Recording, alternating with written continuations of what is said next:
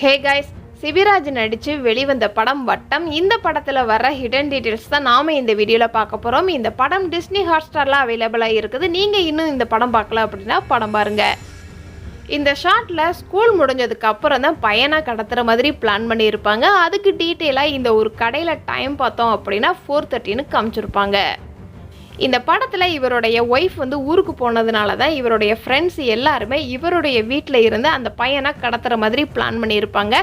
இவருடைய ஒய்ஃபை இந்த படம் ஃபுல்லாகவே காமிச்சிருக்க மாட்டாங்க. ஏன்னா இந்த படம் ஒரு நாள் நைட்டில் நடக்கிற மாதிரி தான் ஓடும். ஆனால் இவருடைய ஒய்ஃபை ஃபோட்டோ மூலமாக 2 ஷாட்டில் காமிச்சிருப்பாங்க.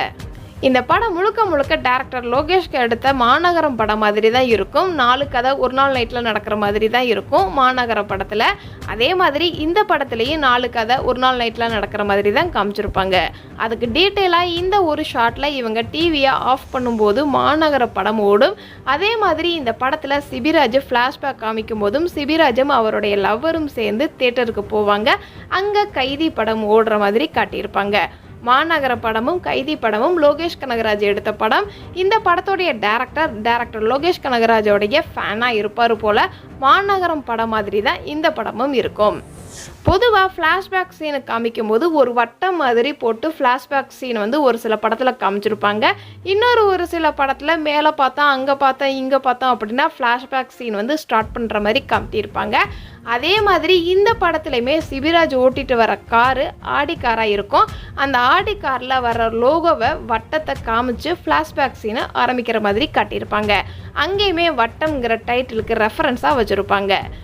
இந்த படத்தில் ஹீரோவும் ஹீரோயினும் நல்லா லவ் பண்ணிக்கிட்டு இருக்கும்போது ஒரு கட்டத்தில் ஹீரோயின் ஹீரோ கிட்ட பேச மாட்டாங்க. ஆனால் ஏன்னு ஹீரோவுக்கு தெரியாது. ஆனால் ஹீரோயின் சீட் பண்ணிட்டாங்க அப்படின்னு நம்மக்கிட்ட சிம்பாலிக்காக சொல்லியிருப்பாங்க.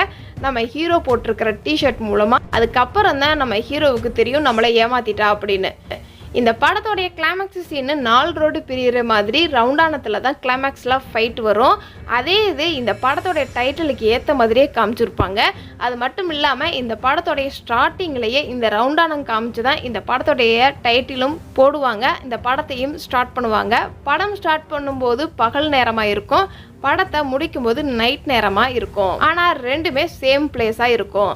இதெல்லாம் இந்த படத்தில் நான் நோட் பண்ண சின்ன ஹிடன் டீட்டெயில்ஸ். இதை தவிர நீங்கள் இந்த படத்தில் ஏதாவது ஹிடன் டீட்டெயில்ஸ் நோட் பண்ணியிருந்தீங்க அப்படின்னா கமெண்ட் பாக்ஸில் கமெண்ட் பண்ணுங்கள். இது மாதிரி இன்ட்ரெஸ்டிங்கான வீடியோ நீங்கள் இன்னும் தெரிஞ்சுக்கணும் அப்படின்னா நம்மளோட சேனலை மறக்காமல் சப்ஸ்கிரைப் பண்ணி அதுக்கு பக்கத்தில் இருக்கிற பெல் ஐக்கானை கிளிக் பண்ணுங்கள். டாடா பாய்.